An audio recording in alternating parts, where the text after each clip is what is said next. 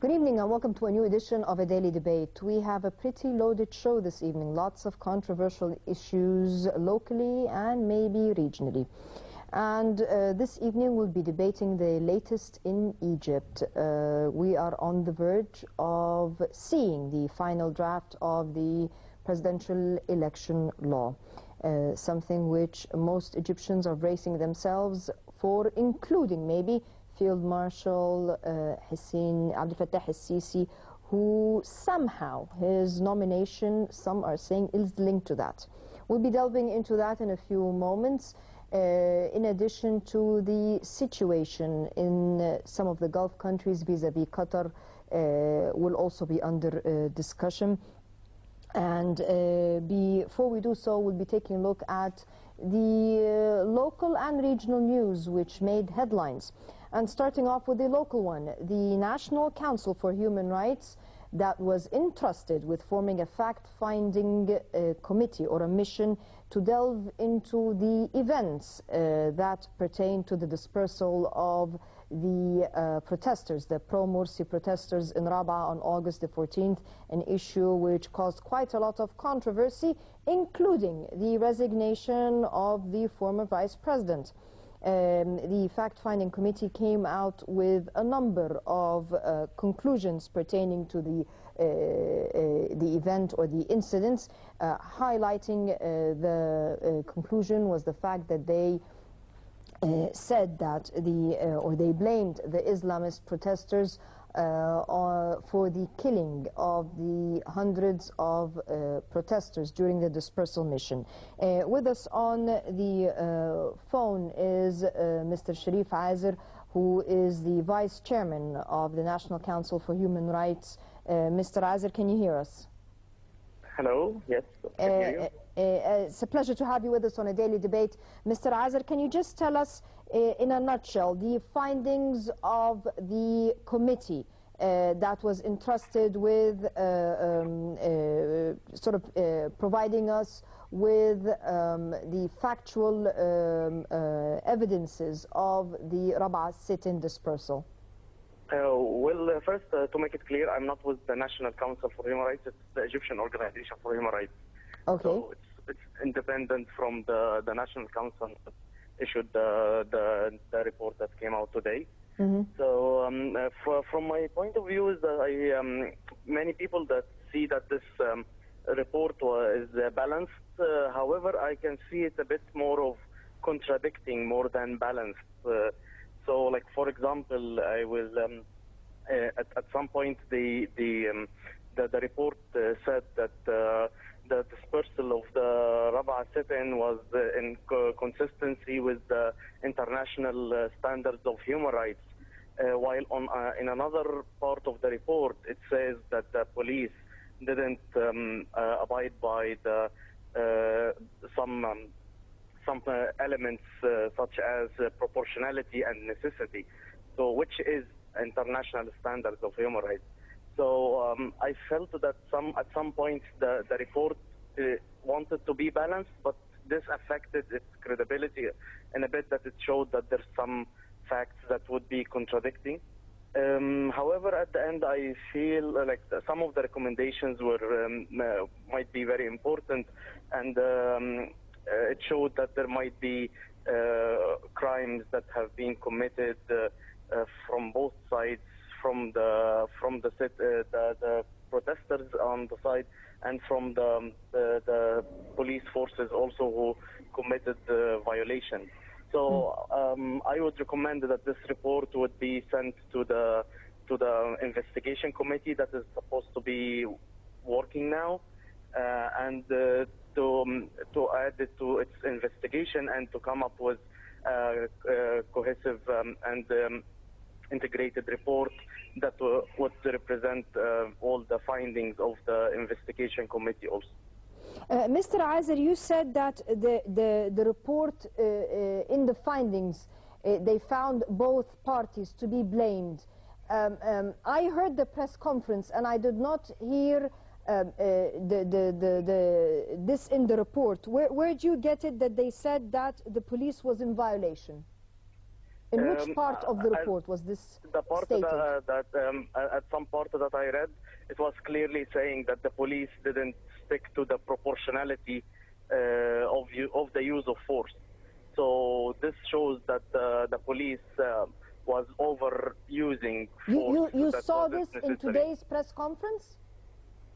That was in the report itself. No, I'm sorry. I think you have some facts muddled up, because in the press conference today they highlighted the findings, and this was not within the findings. I didn't watch the press conference. I read the report. Well, maybe you should have referred to the press conference for factual, to make sure that factually... Well, actually, the report itself is more important to me. Well, we appreciate your input, Mr. Sharif Azza. Thank you very much for joining us.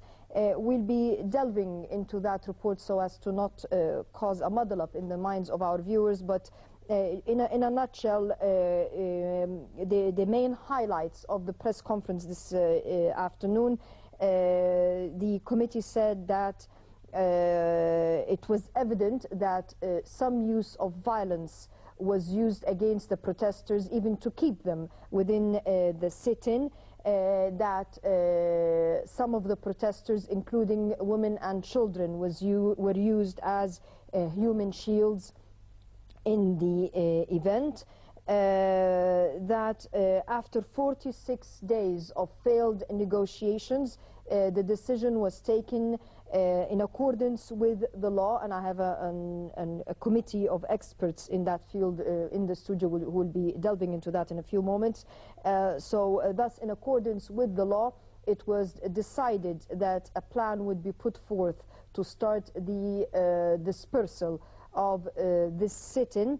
The dispersal or the roadmap was put with a strategy by the Ministry of Interior, who was handling the event, and there were the use of live ammunition, unfortunately, was started from within the sit-in. This was in a nutshell the brief regarding the report, and we'll be delving into that in a few moments. Another issue which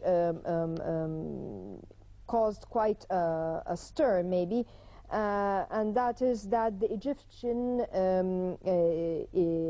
lifted a ban on brokerage firms who from trading in foreign stocks, an attempt that is aimed at invigorating our trading cycle and our financial market. It's worth noting that this ban was imposed in 2012. Another issue which causing quite a tit-for-tat, which is the Egyptian Foreign Ministry had earlier issued a travel warning to to Egyptians going to Libya in light of the latest escalation in violence, in which a number of Egyptians have lost their lives in sporadic shootings, and we'll be trying to get someone from the Foreign Ministry to comment on that as well. And finally, the issue with Qatar, which caused quite a lot of dispute with Egypt over the past few months, to the point that Egypt has withdrawn its ambassador from Doha since February. Well, it seems that the issue is no longer within the vicinity of Egypt, Qatar, but rather it has reached, or the scales of the conflict have spilled to other neighboring countries. Earlier in the day, Saudi Arabia, Bahrain, and the United Arab Emirates have taken quite a big decision. They have decided to recall their ambassadors to Qatar in what they claim to be, or they say, is a response to Qatar's interfering in their internal affairs, which they said is something unacceptable. We'll also try to get someone to comment on this issue from our foreign ministry. How does this reflect on Qatari-Arab relations? And unfortunately, we have reached a stage whereby we will have to say Qatari and Arab relations. This will also be under discussion. Before we do so, we'll go out to this short and brief report covering our election law, which should be coming out earlier next week. And it is said, as I had said earlier, that Major or Field Marshal Abdel Fattah el-Sisi is linking his nomination to the presidential elections with that election law. Is it true or not? We'll be debating that in a few moments. But before we do so, we have with us on the line former Egyptian Foreign Minister, His Excellency Minister Mohammed Arabi. Minister Arabi, can you hear us? Yes, of course. Your Excellency, in diplomacy, the fact that both the United Arab Emirates, Saudi Arabia and Bahrain have decided to recall their ambassadors, what does this signal? Well, I think finally they start, to bear their responsibility as a member of the Gulf Council, because, the Gulf Council is the umbrella which, gather all these Gulf states, including Qatar. Qatar proved that for the last period that is, working out of the orbit of this Gulf Council. That's why I was always suggesting that the Gulf Council should start, to try to shape the Qatari policy, which was, trying to destroy the Arab order lately. That's why it was their responsibility, to pressure Qatar and to try to reshape their policies in the Arab world. Qatar was one of the tools to implement the, some strategic plans from the West in order to spread the chaos in the Arab world. And of course, you still remember this words of Condoleezza Rice and the Greater Middle East and all this kind of plans. So that's why I think it was a very good step from the Gulf states. And I think the Arab League also should start, to adopt the same policy like the Gulf states and trying to put Qatar again in the Arab order.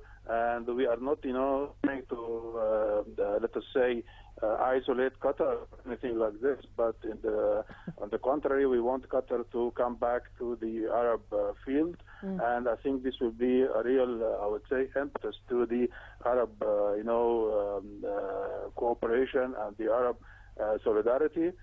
So let us assume that Qatar maybe, after this pressure, I think they should try to reshape their policy and try to, implement moderate policy and not to interfere in the internal affairs of any of the Arab countries at all.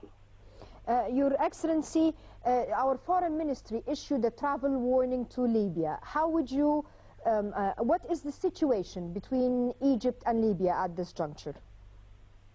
Unfortunately, Libya, of course, is a very important for ours, as a strategic partner in this region. But unfortunately, also our Egyptian fellows, they are under siege there, and maybe one day they will be a hostage in the hand of Qaeda, terrorist groups.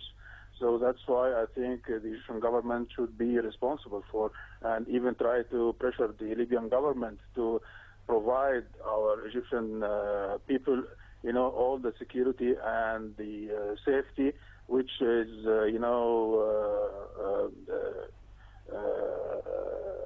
offered by, or let us say, provided by the international law.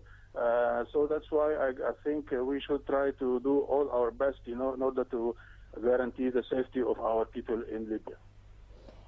Your Excellency, Minister Mohammed Arabi, thank you very much for joining us on a daily debate. And we'll be taking a short break and continuing our debate, so please stay with us.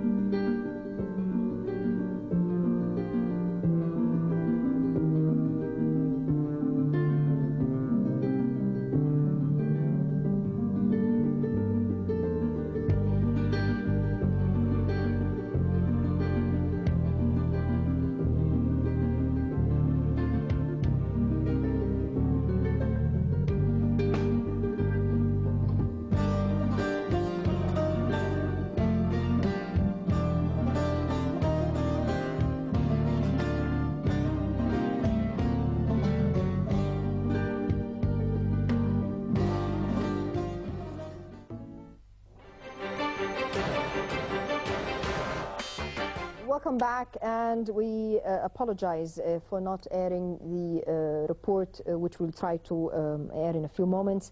With us in the studio to shed light on the latest in Egypt is Councillor Mu'taz Abu Zaid, Professor of Law. A pleasure to have you with us. Thank you. Good evening. With us also this evening is Dr. Ahmed Mehna, Professor of Political Science. A pleasure to have you with us as well. Gentlemen, if we can touch on the latest the latest fact-finding statement that was issued by the National Council for Human Rights. How do you read this statement? In fact, before we start looking at the press conference and the report that was submitted by the fact-finding, we need to actually explain a number of factors when it comes to protesting. The Rabaa protest, or the Muslim Brotherhood, have violated a number of issues, including blocking roads, blocking services, acquiring weapons, smuggling weapons in, abusing people inside the Rabaa compound itself, and also causing a lot of harassment to the population around in the area. On top of that, the government has given, as you said earlier, more than 40 days of... 46 days, exactly, as was stipulated in the report. Actually, of negotiations. So I think the police force had to actually get involved with the assistance of the army to try to dismantle this, because it's blocking life in Nasser City and in Cairo as a whole. So up to this moment, we need to actually stand behind our government and the decision that was made to actually remove this completely. In terms of the press conference, I found that it puts in the Muslim Brotherhood in a lot of wrong in terms of acquiring weapons without licensing, forcing people to stay in the compound of Rabaa, harassing people on the road, blocking a lot of services, and also a number of footage of using brochures and letters against the army, trying to spy and exchange information with foreign entities, helping Al Jazeera to get into the compound and smuggle information. And on top of that, the hijacking of the TV 2 trucks that were found in there. So there's a lot of violation that actually puts Rabaa as a whole in the wrong. So I found the press conference has really explained a lot of issues that were really in dispute in front of the Egyptians, and I think we all behind that report. It's reflecting the truth.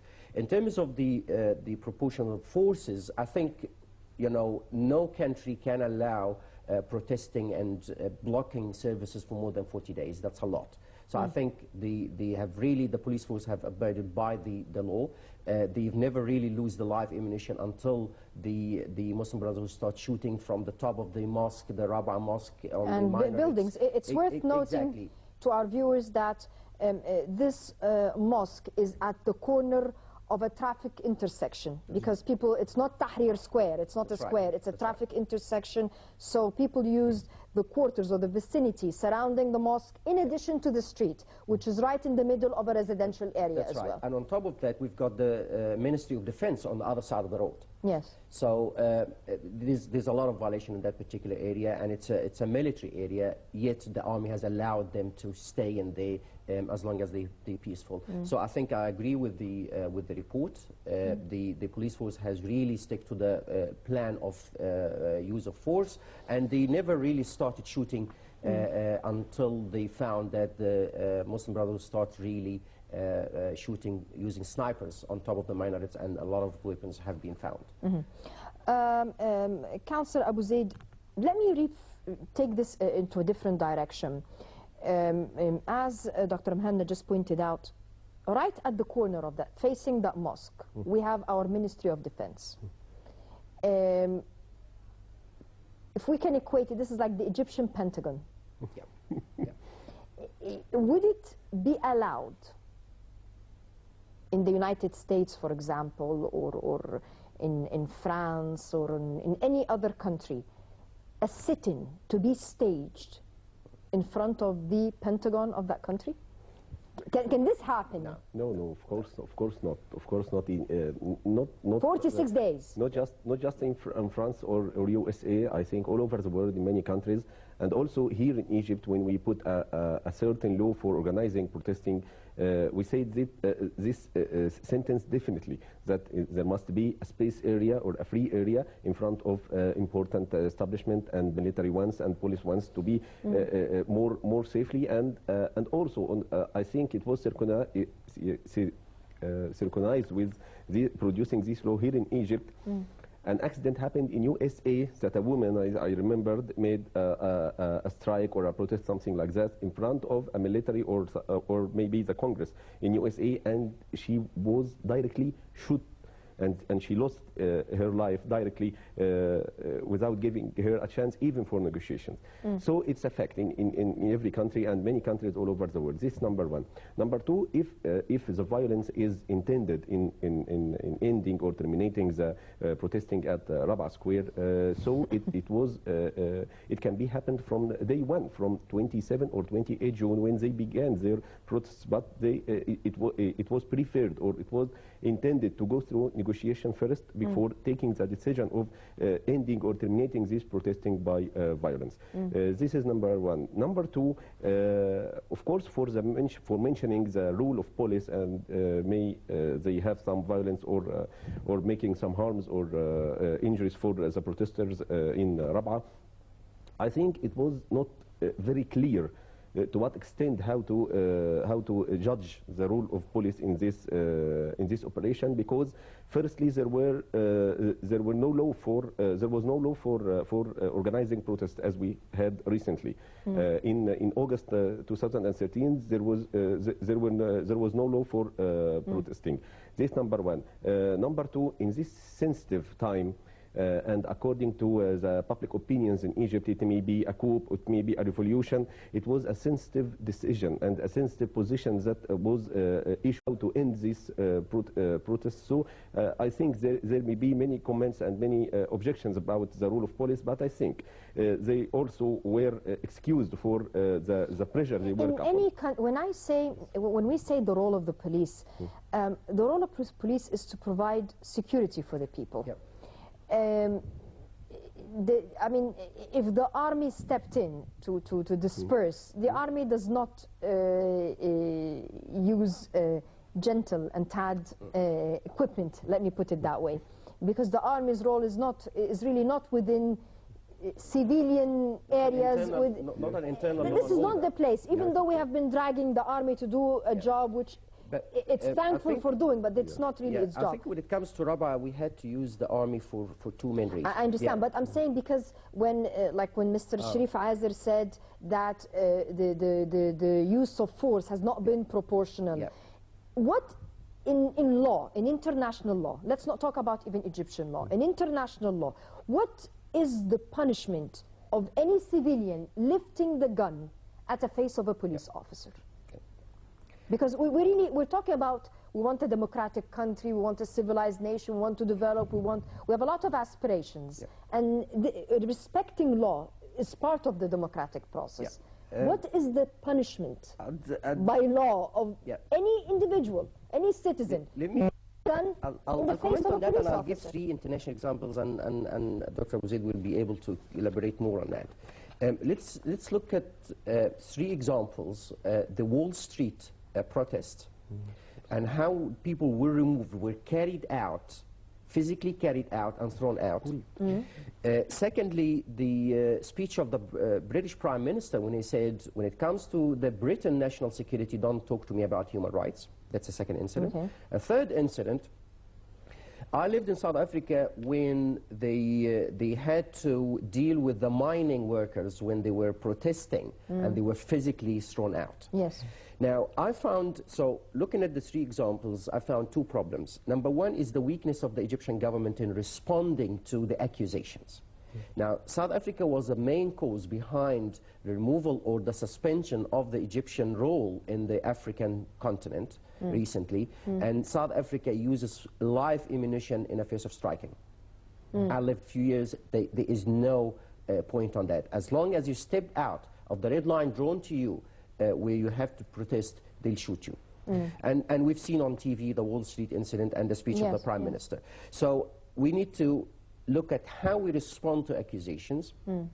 That's the issue number one. Number two, the involvement of the army has been really used or drawn in for two main reasons. Number one, to defend the Ministry of Defense, because it's our Pentagon, and we need the army.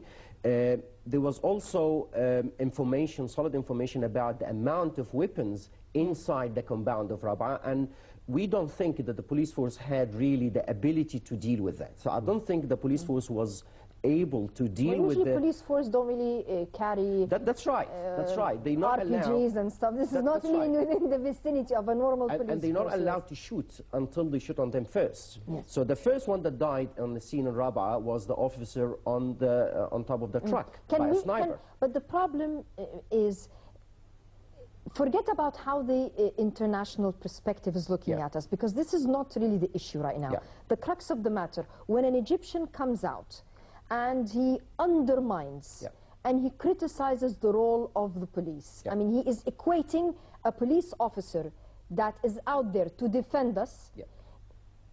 He's putting him on an equal scale to someone that is standing in the middle of the road, blocking the road, standing in an area which is very, very vital, and scaring the hell out of people. I mean, he's a civilian, armed and terrorizing. I'll give you the main reason from my point of view. Number one is our ignorance of democracy. What does democracy mean? And what is the difference between democracy and chaos? What is the difference between freedom and chaos? So people now, when you talk to them, they carry guns and they can... I've seen people fighting with police officers physically. And now when you talk to them, they actually don't know their place. So we misunderstood what freedom is, we misunderstood what democracy is. And the cause for that, because we've been allowing the Western society and the Western media to invade our society and talk to them about democracy. Where is democracy in Hurricane Katrina, when millions of people were actually flooded with water and Bush visited them 4 days later? So in terms of human rights, it's actually a law that they try to implement on us or apply on us without actually implementing it in their own hands. So here is the role of the Ministry of Culture and the role of government is have to explain to people what is freedom, what is democracy. Freedom is not to stand a second line or third line on the road. Freedom is not to do what you like. So we need to explain to people what freedom is and what democracy is, and we need to also explain to people, and here the issue of transparency. Explain to people what is it that we need to do, where our problems are, and give us time. So when people understand, they will not, as you said, equate themselves with the police force, because they have a license to carry weapons, and if you actually point out a gun at them, they'll shoot you. Isn't that the case in anywhere? Everywhere. By law, isn't... Can you really lift a gun in the face of a police officer? No, of course not. But I said before that it was a certain position, and I agree with Dr. Ahmed that it was hard to the police itself to end this protesting. And on another hand, the police is a civil army. And civil, and the word civil is very important, that we must differentiate between the police armies and the military armies. The military armies, short words and many bullets. But in the police armies, many words and short bullets. So I think it was totally in Rabaa Square was organized by the police. I think there was no interfere for the military army, and that was the certain rule of police. Was there unproportional use of force? Yes, of course. By the police? By the police. They used unproportional force? It's a measurement according to who was existing in the place. I can't judge from here. It must be viewed and it must be explained and it must be detailed how they can deal with this protesting. When a civilian lifts a gun, or not gun, but an arsenal in the face of police, what is police supposed to do? Of course, it's a crime. And before for the... Are they supposed to stand and just be mowed down? Or, no, for the police officer, before defending himself, and I agree with you that his function is to defend ourselves and put security in this society. He has another function to maintain the public order with all its elements. Was public order respected in Rabaa? Of course not. And this is the main reason that they were facing this problem. Before defending themselves and ending this protesting and maybe to exceed some procedures when they can deal with human rights and something like that, even for protesters. This is the main reason to maintain the public order. And this was a certain lesson that must be taught. I'd like to just comment on that. Yes. I've lived close to 20 years in Europe. There is nothing called human rights once you lift a gun. It's gone. There is a say, you commit a crime, you forfeit your rights. Gone. Yes. So you lift a knife, I'm entitled to shoot you, as long as it's pointed at my face. Is how we take that in Egyptian law, I think it's a matter of weakness. We need to be strong. You lift a gun at the police force, you will be shot. And that's how, let's look at Mubarak regime. That's how Mubarak was dealing with it. Yes, there was a violation of human rights, but I'm talking about the principle itself. So why do you have to be afraid to be polite? Why can't you use freedom and democracy in a right manner? Now I'm giving you freedom, but don't point the gun at me. That's number one. And when it comes to Rabat, there was an issue of snipers. And I think even if there was a misuse of force proportionally, it's difficult because you've got snipers everywhere. Right opposite, there was a building under construction, right opposite on the other corner of Rabat Mosque. There were snipers in there, I think probably 4 and there or were 5. citizens in the vicinity of that area. That's right. So I think even if there was a misuse of force, I can't. I really can't. If somebody shoots one bullet, then I'll shoot back one bullet. I'm in a different situation, and it's 46 days. Okay. How long do you want me to stay? Gentlemen, we still have a lot to cover, and we'll be going out to a report, and while the report is on, let me ask you, or a question that raises itself. Some people are linking the nomination, the official nomination by Field Marshal Abdel Fattah al-Sisi. Some are saying that he was waiting for the election law. Do you think this is true or not? And he said that he will not turn his back, or he cannot turn his back on the will and wish of the Egyptian people. And maybe I will re-ask that question. Can he really turn his back? Because it seems that the people have spoken. And we'll be right back after this, so please stay with us.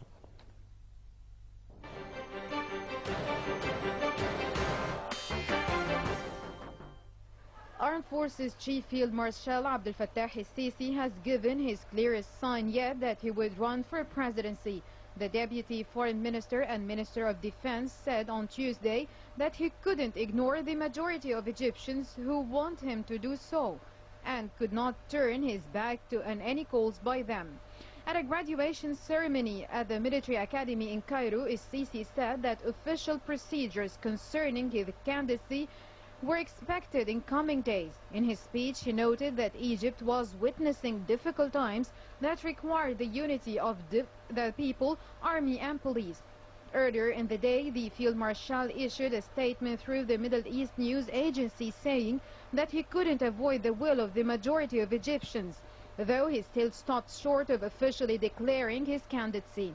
A senior military official close to al-Sisi said that Field Marshal was waiting for the issuance of a new law governing the presidential elections to be enacted before formally beginning his campaign.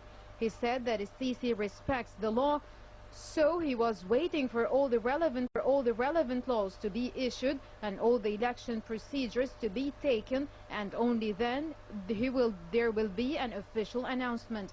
59-article law governing the presidential elections has been revised by State Council and sent to interim President Adli Mansour are still allowed.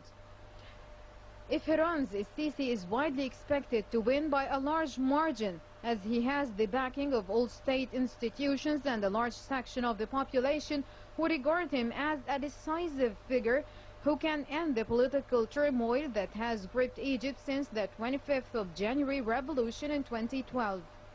He led the ouster of deposed President Mohamed Morsi in July after vast crowds of Egyptians protested in the streets against his rule, and then unveiled a political roadmap that leads to free and fair elections. Al-Sisi was former President Hosni Mubarak's military intelligence chief and is now the armed forces chief. Many Egyptians liken him to Gamal Abdel Nasser, the colonel who led a coup against the monarchy in 1952.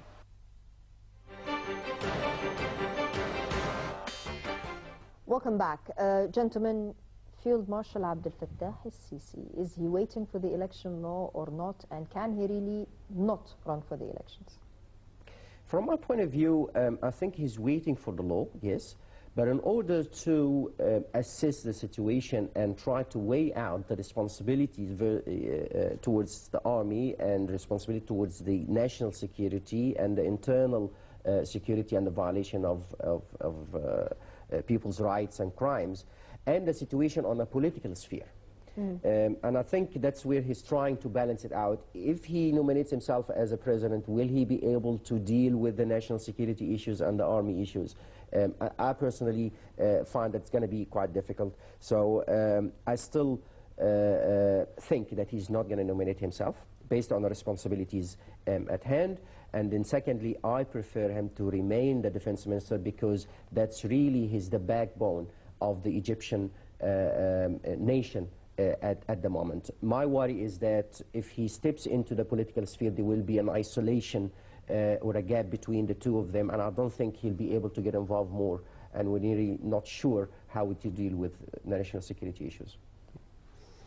Of course, I agree with Dr. Ahmed, and I said we must make a reference for his speech that he said that it must be organized or waiting for law, because he is making some probabilities and calculations for his military position and his decision to be a nominee for the presidential race. And I think it will be very better to remain as himself as a Minister of Defense. This will be more attached to the interest of this country, I think. Is there anything that you gentlemen are concerned about in the election law? I know we have not seen the full draft yet. I mean, bits and pieces have been sneaked. I have read the draft. I'm happy with it. There's only one point that I'm really finding a violation of certain rights to Egyptians that are really sincere and love Egypt. The people, the expatriates that have dual citizenship. A lot of people have been excluded totally, such as Zuhail and Elbaz, etc., by the issue of the dual citizenship. The people that have dual citizenship are not really less patriotic than the ones that we hear. We found that most corrupted people in Egypt are actually Egyptians from a father and mother Egypt. So it's not really an indication of patriotism. So you think it lacks... Yeah, it generalizes. Yes. That's number one. I found a suggestion, and I submitted to some people that might really use it in the amendments, is that if people have dual citizenship, allow them to withdraw or waiver that citizenship and return to the Egyptian passport, and give them, let's say, 10 years. You have to stay in Egypt 10 years without that foreign citizenship, and I'll allow you to join. But you can't exclude people totally. And I also want to stress why people have... I'm one with the dual citizenship. It's because so you want to run for the elections and you're upset. No, but the point is, it's actually a generalization, because we're losing somebody like Zuhail. But let me play the devil's advocate here, sure. Okay? In some instances, for example, in some countries, you stand and you take an oath when you, yes.